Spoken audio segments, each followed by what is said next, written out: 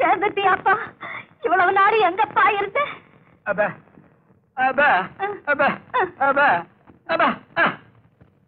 என்னப்பா சொல்றான்? வீடுகளுக்கு வெள்ளை அடிச்சுக்கிட்டு இருந்தானா? கொடுத்த விளம்பரத்தை பார்த்துட்டு சரியா வந்து சேர்ந்துட்டீங்களே. நான் தாங்க. நீங்க கொடுத்த விளம்பரத்தை இவனுக்கு படிக்க தெரியல, நான் தான் படிச்சு கூட்டிட்டு வந்தேன். நான் சொல்லல, கொள்ளி வைக்க என் பேர வந்துடுவாங்க.